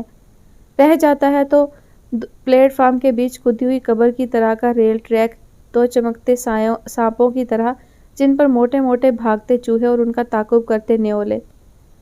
ہجوم پھر چھٹنا شروع ہو جاتا ہے، پڑنا شروع ہو جاتا ہے۔ ریڑھی والے اپنا سامان گھسیٹے اس رخ روانہ ہوئے جہاں ان کا اگلا پڑاؤ تھا، جس کی پھٹی آواز کم از کم ان کو سمجھ میں آ گئی تھی، وہاں جہاں دوسری پھونک سے اگلا طلسم آباد ہونے کو تھا۔ سوٹ کیس، کمبل، بکسے، تھیلیاں، پوٹلیاں سرخ کپڑوں والوں کے سروں پر لدی، چھت پر تنے ہوئے لوہے کے جنگلے والے پل سے ایک قطار میں گزر رہی تھیں۔ بقیہ پوٹلیاں رخصت ہوئی، ٹرین اپنی سیٹوں میں سمیٹ کر منزل کی طرف روانہ ہو چکی تھی۔ ذرا دیر پہلے کی افراتفری مچاتے، آپا دھاپی میں ایک دوسرے کو ٹکرے مارتے، شیشوں کے اندر جھانکتے، شور مچاتے ہراساں لوگ آنن فانن غائب ہو گئے۔ جادو کا شہر، جسے جادوگر نے اپنے معمول کی ہتھیلی پر آباد کیا اور اڑا دیا، رہ گیا تو ٹی سٹال والا۔ اس کا کھوکھا پکا اور مستقل تھا، جس کا لڑکا بڑی مہارت سے چائے کی پیالیوں کا مینار لیے ان کے سامنے سے دوبارہ گزرا تھا۔ جمال نے بڑی دلچسپی سے اس کی طرف دیکھا۔ یہ جو اتنی پیالیاں لبالب بھری لے کر تم دوڑتے ہو، گرتی نہیں؟ وہ شرما کے مسکرایا۔ نہیں جی، وہ شرما کے مسکرایا۔ وہ عادی تھا، بعض سرفرے بابو لوگ یوں ہی اپنی معلومات میں اضافے کے لیے اس سے سوالات کرتے رہتے تھے۔ آرٹسٹ آدمی ہو، کب سے کر رہے ہو یہ کام؟ عرصہ ہو گیا جی، سال مہینوں کا حساب شاید اس کے لیے اہم نہیں رہا تھا۔ گھر کہاں ہے؟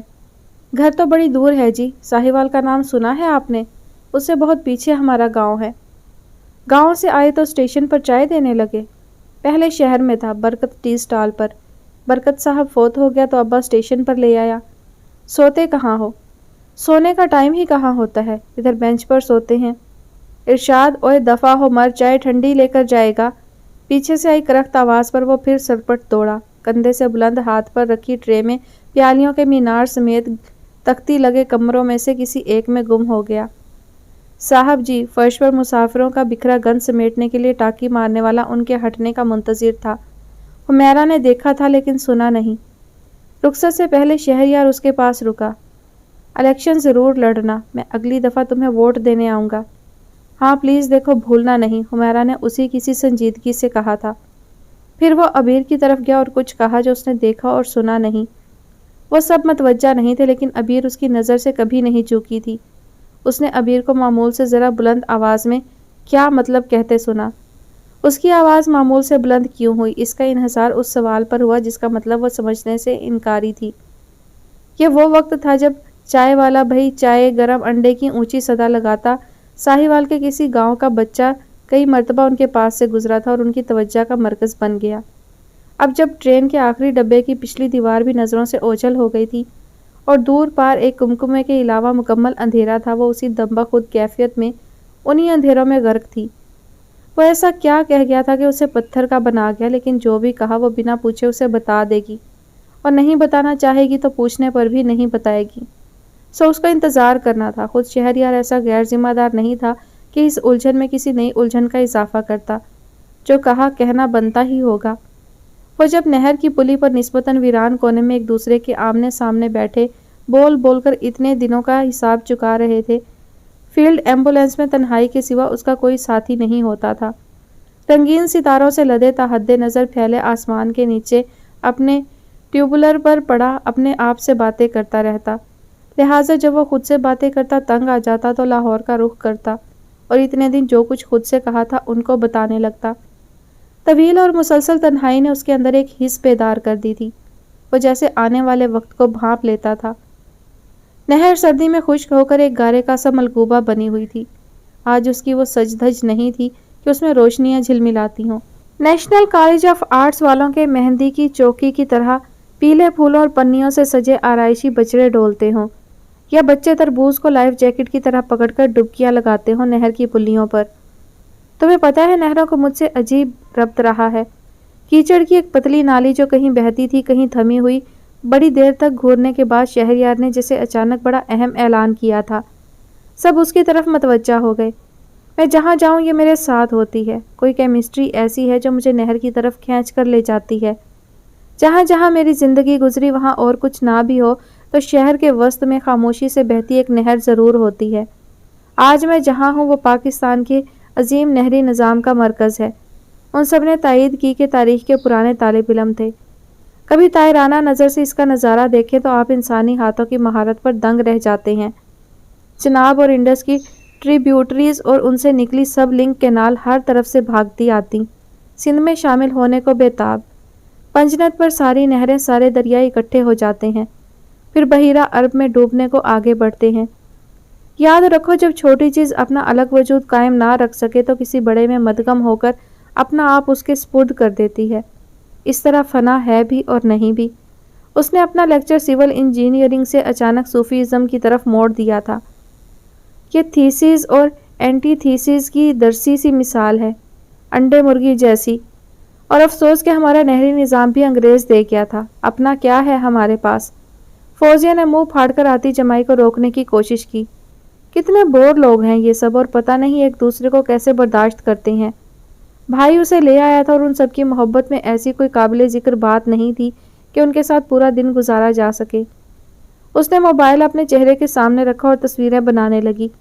वक्त ही गुजारना है तो ये भी बुरा नहीं। गोया उन्होंने तुम्हें फिर से तलाश कर लिया।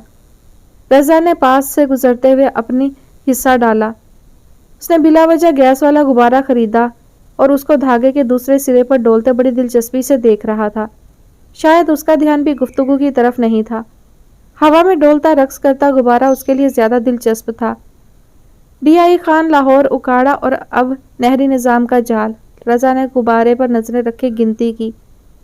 मगर जुल्म यह है कि मुझे उस नहर में शराब की इजाज़त नहीं।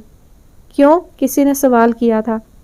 इसलिए कि अफसरों और कछुओं में फ़र्क होता है। वो कहते हैं تم نے بتایا نہیں کہ تم افسر نہیں ہو؟ عبیر نے پوچھا تھا۔ ان کا بتایا نہیں جاتا، ان سے سنا جاتا ہے۔ شہریار، عبیر جیسے کچھ دیر کے سکوت کے بعد جس میں انسان خود سے الجھ کر نکلتا ہے۔ تمہیں اب کیا محسوس ہوتا ہے جب کچھ کرنے کی شدید خواہش ہو تو وہ کرنے سے روک دیا جائے؟ یہ ہماری ٹریننگ کا حصہ ہے، اپنا آپ ہی تو حوالے کرنا ہوتا ہے، آپ کی میں ہی تو توڑی جاتی ہے۔ لیکن میں اپنے اختیارات کسی کو نہیں دے سکتی، اب یہ جیسے خود سے خفا تھی۔ تمہارے پاس ہے ہی کیا؟ یہ تو صوفیہ کا مسلک ہوا، عثمان نے مداخلت کی۔ بس اس فرق کے ساتھ جب مرشد کوئی حکم دیتا ہے یا کچھ کرنے سے روک دیتا ہے تو آپ کو یقین ہوتا ہے کہ اسی میں آپ کی نجات ہے، اور جو نجات پا جاتے ہیں انہیں درجات ملتے ہیں۔ مگر جب حکم وہاں سے آتا ہے جو آپ کا افسر تو ہے مگر مرشد نہیں، تو اس کے کردار کے بہت سے پہلو آپ کے سامنے کھلتے ہیں، اس کے قول اور فعل کا تضاد سامنے آتا ہے۔ دیکھو ذرا، یہ آدمی کیا ہے اور مجھ سے کیا توقع کرتا ہے۔ لیکن جب آپ مرشد کے سامنے اپنی انا سرنڈر کرتے ہیں تو اس پر آپ انگلی نہیں اٹھا سکتے، کیونکہ اس کے کردار میں دوگلا پن نہیں ہے۔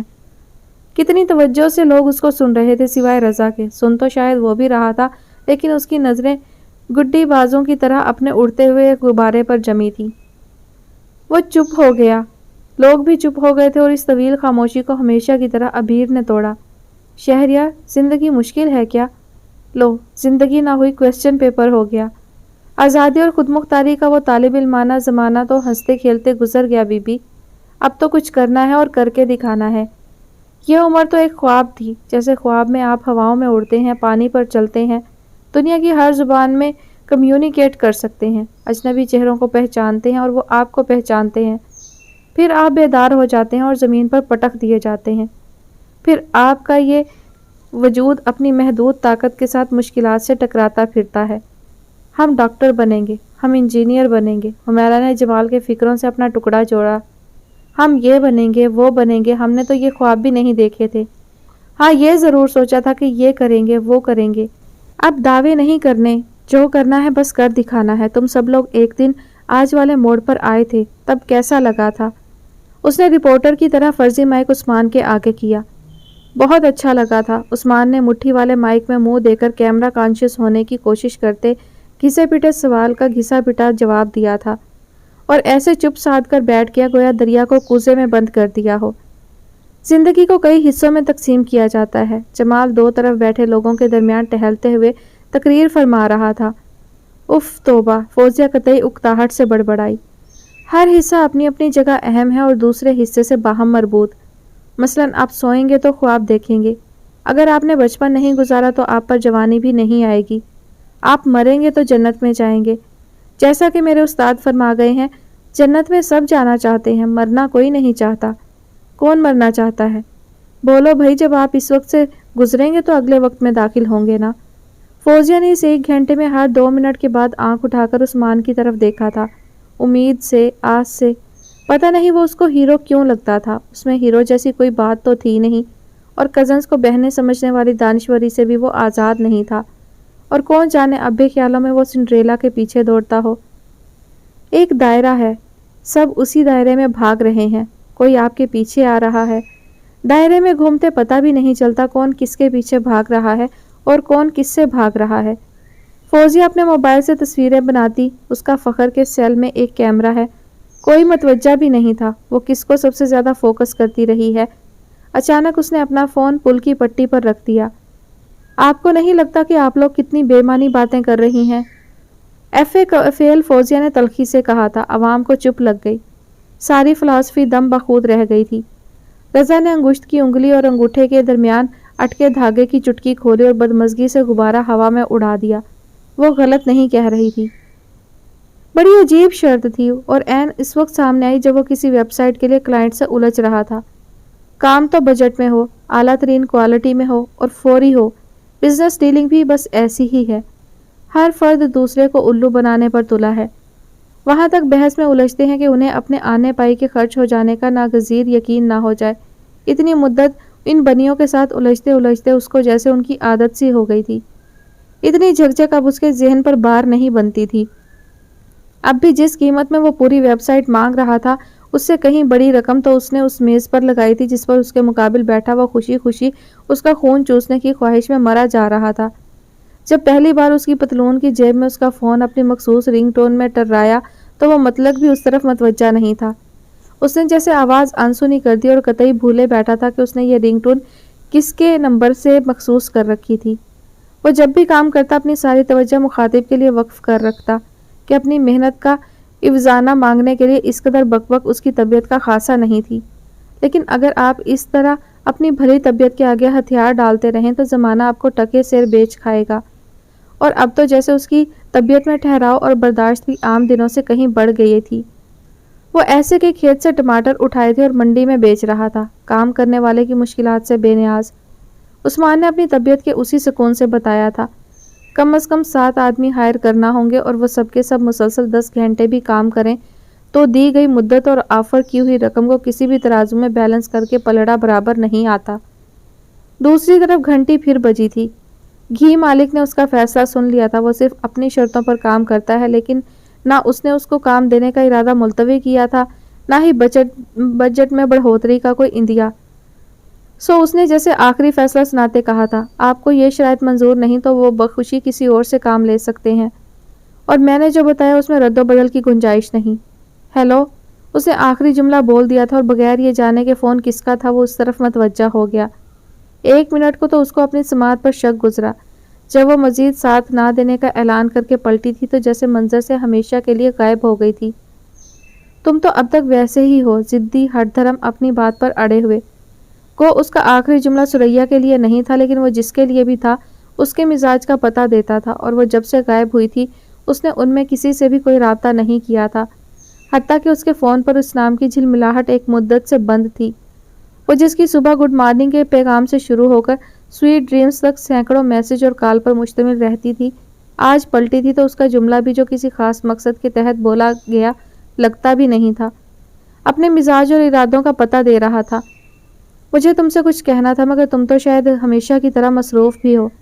اس کا اجنبی رکھا لہجہ کسی نامعلوم جہاں سے آتا محسوس ہوتا تھا۔ وہ اب تک جن دنیاؤں میں اس کو ساتھ لے کر اڑتی رہی وہاں نہ یہ خشک لفظ تھے نہ تانوں کے تیر۔ شاید اس کو سنبھلنے میں کچھ وقت لگے گا۔ نہیں، کچھ خاص نہیں، کہو۔ وہ پہلا جملہ بولا بھی تو اس کی آواز میں نہ ارتعاش تھا نہ اشتعال۔ گھی کمپنی والا جذبز ہوا۔ مصروف تو تھے وہ دونوں، پر یہ لڑکے بھی عجیب ہوتے ہیں۔ کمپیوٹر کا کام ان عجیب لڑکوں کے بغیر ہوتا بھی نہیں۔ ابھی فون کان سے لگا رکھا ہے، کانٹریکٹ سائن کرنے کا وقت آئے گا تو بٹنوں سے کھیلتا میسج کرنے بیٹھ جائے گا، نہیں تو ارد گرد سے بے نیاز اپنے سیل پر کرکٹ کھیلے گا، لیکن کام نہیں کرے گا۔ وہ ہاتھ پر ہاتھ رکھ کر منتظر بیٹھ رہا، فارغ ہو لے تو بات آگے بڑھائی جائے۔ مجھے کچھ کہنا ہے، اس نے دوبارہ کہا، لیکن اس کے لیے تمہیں بالکل اکیلے آنا ہوگا، کسی کو بتائے بغیر، اور تمہیں منظور نہیں تو بے شک مت آؤ۔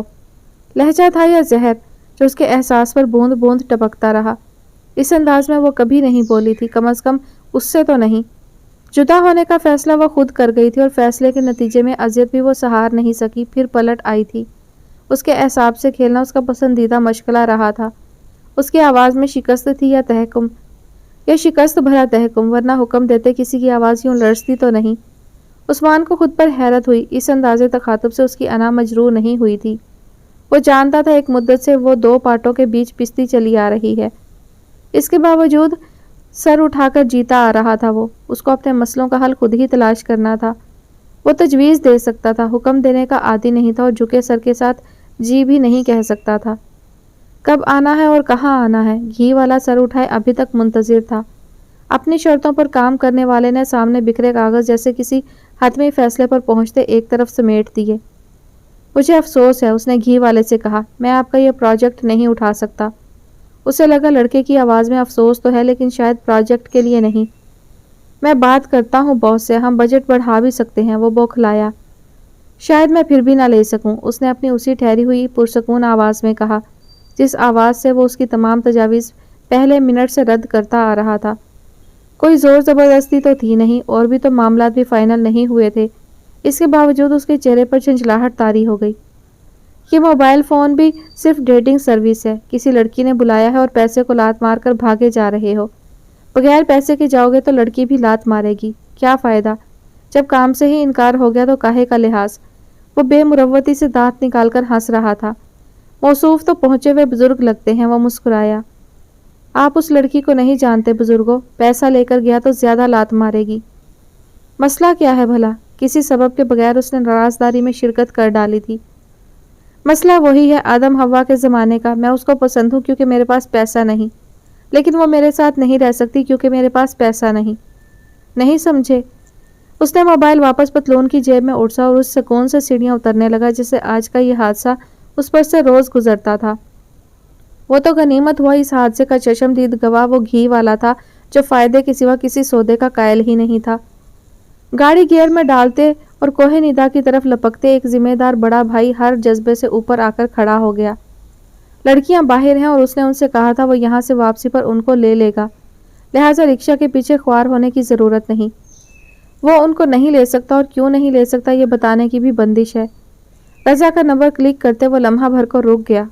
وہ رضا ہے، گھی والا نہیں۔ شاید اس کو چٹکیوں میں اڑانا آسان نہ ہو۔ اس نے گلا کھنگار کر اپنی آواز کی ہمواریت چیک کی۔ جب اس کو یقین ہو گیا کہ یہ لہجہ اس کے کان میں جا کر اس کو کسی شک میں مبتلا نہیں کرے گا تو وہ لائن پر آ گیا۔ لڑکیاں کام سے نکلی ہوئی ہیں، شاید مجھے دیر ہو جائے۔ میں لے لوں گا، اس نے کہا۔ تم جہاں ہو ٹھیک ہو نا، کوئی پریشانی تو نہیں؟ رضا کو شک گزرا۔ وہ ضرورت سے زیادہ محتاط آواز میں کیوں بولا تھا؟ عثمان کا ضبط جواب دے گیا، ایک تو یہ لوگ پتہ نہیں کون سے خفیہ کیمروں سے دیکھتے رہتے ہیں۔ اس نے جھنجھلا کر فون بند کر دیا، اس یقین کے باوجود کہ رضا ہر کام چھوڑ کر بھاگتے ہوئے جائے گا۔ یوں ہی احتیاطاً اس نے عبیر کو اطلاع کرنا ضروری سمجھا۔ بیل جاتی رہی، پتہ نہیں فون کہاں رکھے بیٹھی تھی جو اٹھانا ضروری نہیں سمجھ رہی۔ جھنجھلاتے ہوئے اس نے حمیرہ کا نمبر ڈائل کیا۔ اپنی دوست سے کہو فون اپنے آفس کی 5ویں منزل سے نیچے پھینک دے۔ اچھی بات ہے، حمیرہ نے نہایت سعادت مندی سے کہا۔ اور یہ کہ مجھے کام آ پڑا ہے، فارغ ہو جاؤ تو رضا کو کال کر لینا، وہ تمہیں لینے آئے گا۔ نہ آ سکا تو رکشہ کرنا۔ بہت بہتر، اس نے کنکھیوں سے عبیر کی طرف دیکھا۔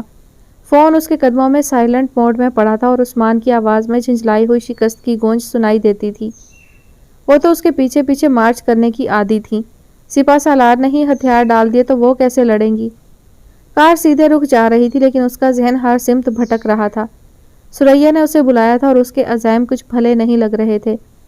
بہنوں کو پک کرنا تھا اور ایک اہم کانٹریکٹ اس کے ہاتھ سے نکل گیا، یا اس نے خود نکال دیا تھا۔ وہ بے سمت چلا جا رہا تھا۔ وہ بڑا خاص دن تھا، ان سب کی محبوب آپائی کی سالگرہ، اور دونوں گھروں میں یہ واحد سالگرہ تھی جس کا برسہ برسے اہتمام کیا جاتا تھا، اور پتہ نہیں کس نے یہ سلسلہ شروع کیا تھا اور کب سے جاری تھا۔ پچھلے چند سالوں میں اس میں سریا بھی شامل ہوئی، اور اس سال ایک نیا دوست جو رضا کو سیکریٹریٹ میں ملا تھا اتفاق سے آ گیا تھا۔ لیکن سریا اتفاق نہیں تھی، اس کو بلایا جاتا تھا، عثمان کی خواہش کے عین مطابق کہ وہ سب جانتے تھے اس کو ہمارا حصہ بننا ہے۔ اس کی شدید تمنا تھی وہ اس کے اپنوں کا ایک حصہ بن جائے۔ بعض اوقات ہم تعلقات کو بھی فار گرانٹڈ لے لیتے ہیں، یا شاید اس پر توقعات کا وہ بوجھ لاد دیا جو اس سے اٹھایا نہیں گیا۔ وہ سہار نہیں سکی اور پلٹ کر دیکھے بغیر نکل گئی۔ عثمان کو لگا وہ کبھی واپس نہیں آئے گی اور شاید کبھی نہیں بلائے گی۔ وہ ایسی ہی انا پرست تھی، اور اب جب اس نے آواز دی تو اس کی سیلف ریسپیکٹ تو مجروح کی ہی تھی، اپنی انا بھی تہ تہ کر ڈالی۔ محرابوں اور ستونوں کے حال کے مرکز میں تیز تیز قدم اٹھاتے اس نے ایک نظر میز کے گرد ڈالی۔ خاندانوں کے گروپ، کاروباری لنچ، ڈیٹ پر آئے کپل، کچھ خوشباش چہرے، کچھ منافقانہ مسکراہٹیں۔ منافقت اس سے عمر بھر نہیں ہو سکی، شاید اسی لیے وہ ٹھوکر کھاتا تھا۔ حال میں دوپہر کی وجہ سے وہ رونق نہیں تھی جو شام پڑے زندگی جوبن پر آنے سے ہو جاتی ہے۔ شاید اسی لیے اس کو وہ پہلی ہی نظر میں دکھائی پڑ گئی، یا شاید یوں بھی دکھائی دے جاتی۔ اس نے مسکرانا چاہا لیکن پھر منافقت نے اس کا ساتھ دینے سے انکار کیا۔ جب دل مسکرانے پر آمادہ نہ ہو تو ہونٹوں کو زحمت دینے کی کیا ضرورت ہے؟ وہ ایک کونے میں اپنی میز پر تنہا تھی، اس کے سامنے رکھے گلاس میں خوش رنگ مشروب تھا، ننھی سی چھتری کے سایہ تلے۔ شاید خوش ذائقہ بھی ہوتا اگر کسی نے اس کو چکھا ہوتا۔ میز کے سامنے وہ کچھ دیر کو رکا، بیٹھنے سے پہلے اس نے اس کے چہرے کو پڑھا۔ وہ بہت دیر روتی رہی تھی اور منتظر تھی اسے کچھ کہنا تھا، اور اس کی آنکھ سے ایک آنسو نہیں ٹپکا کہ بہادر لڑکے روتے نہیں، اور اس کو وہ سننا تھا جو کہنے کے لیے بلایا گیا تھا۔ اس کی پلکیں بھیگ کر جڑی ہوئی تھی، گالوں پر سرخ دھبوں کے نشان اور چہرے پر پھیلی ایک جتا دینے والی اجنبیت۔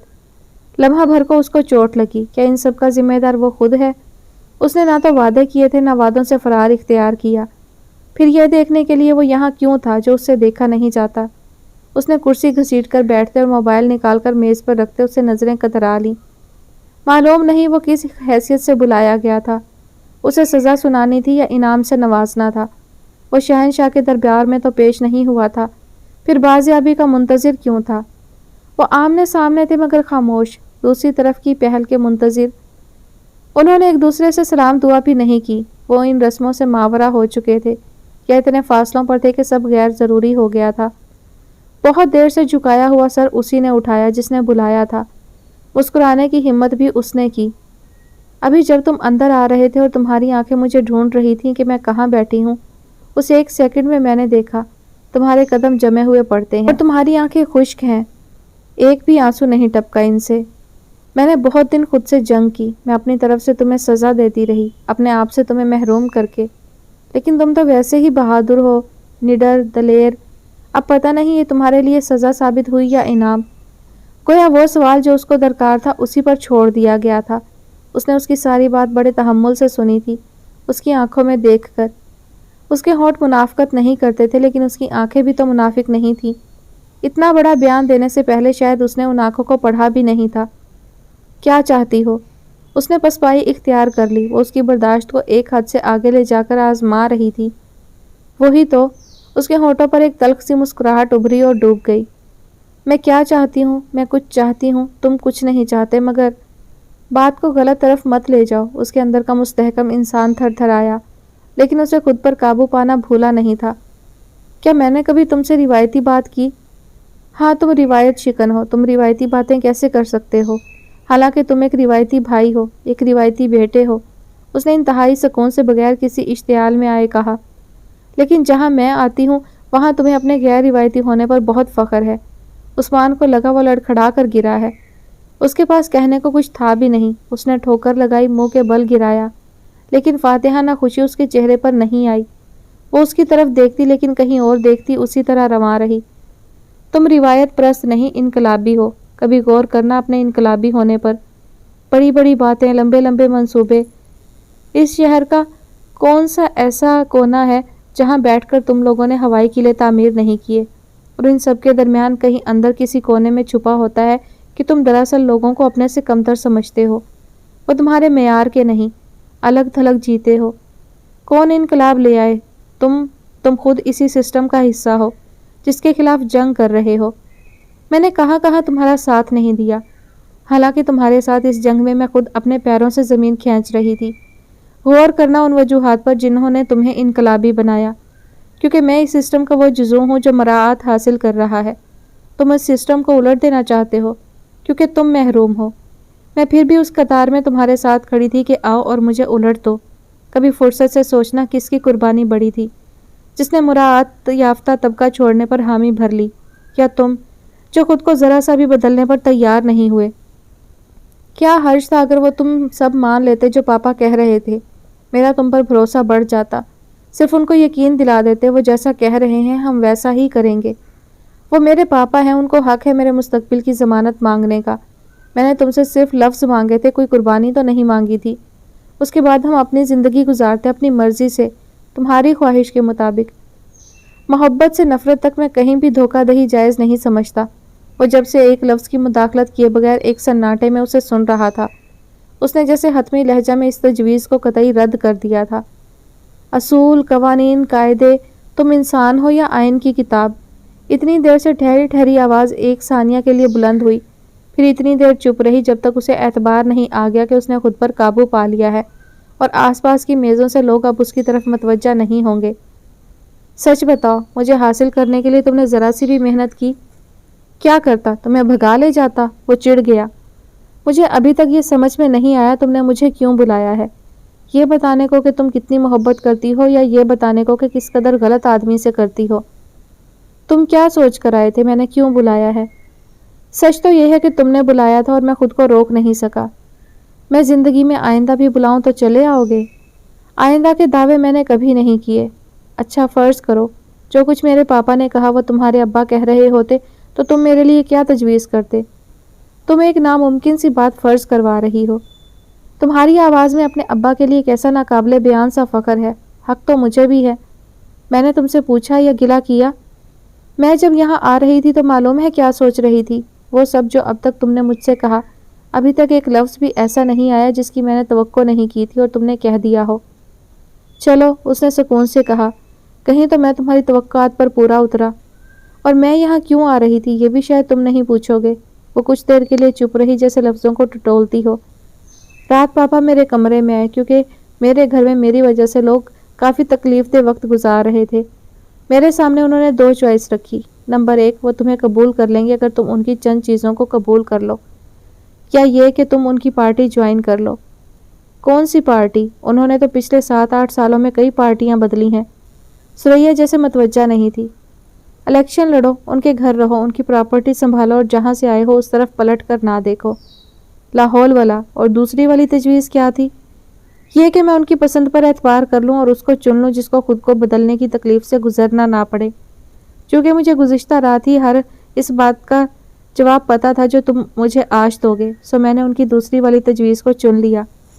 अरे वाह, तो गोया मैं खुली किताब की तरह शेल्फ पर पड़ा हूँ। उस्मान को खुद पर बड़ी हैरत हुई। वो इस जुमले के बाद भी हंस लेने के काबिल था, लेकिन वो तो ना हंसी थी ना रोई थी। तुम्हें मालूम है ये उस्मान, उसने जैसे ख्वाब की कैफियत में बोलते उसकी तरफ मतवज्जा हुए बगैर कहा था, मुझे तुम्हारे लोग फैसिनेट करते हैं। मैंने उन सबसे मोहब्बत भी बहुत की और उनका ताक़ुब भी। मैंने तुम्हारे माहौल का हिस्सा बनने के लिए जान लड़ा दी।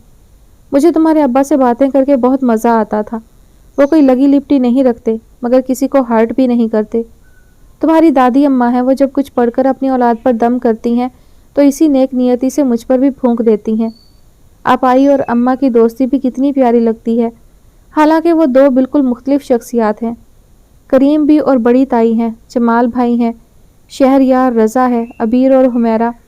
मुझे उन सब की कशिश अपनी तरफ खींचती है। कितनी शिद्दत से मेरा दिल चाहा तो मुझे इसी तरह कबूल कर लो जिस तरह तुम सब एक दूसरे के लिए लाजिम हो।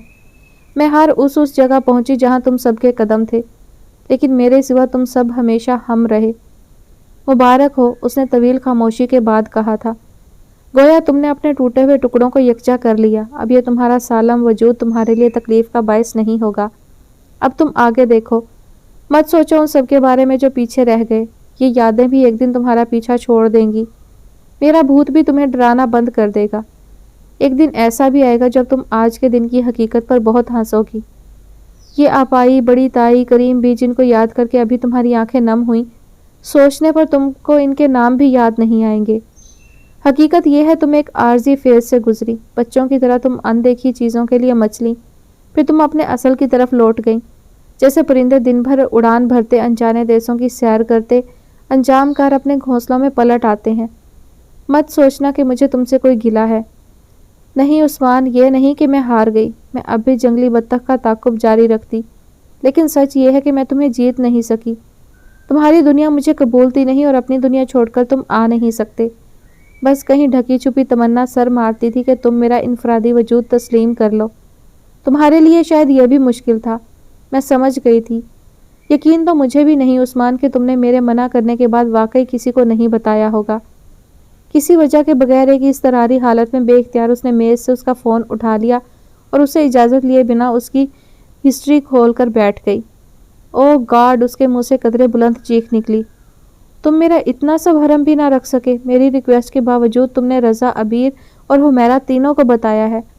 उसकी आंखें फटी की फटी रह गई थी। उस्मान ने बड़े इत्मीनान से कुर्सी की पुश्त से टेक लगा ली। उसने फ़ोन क्यों किया था अब वजाहत देना गैर ज़रूरी हो गया था। उसके बेसाख्ता बहते आंसू पहुँचे जाएं, यह भी बेमानी था। अब उसकी उम्र में एकदम बहुत सा इजाफा हुआ था। वो और बड़ा और समझदार हो गया था। उसने अपना मोबाइल पतलून की जेब में वापस उड़सा।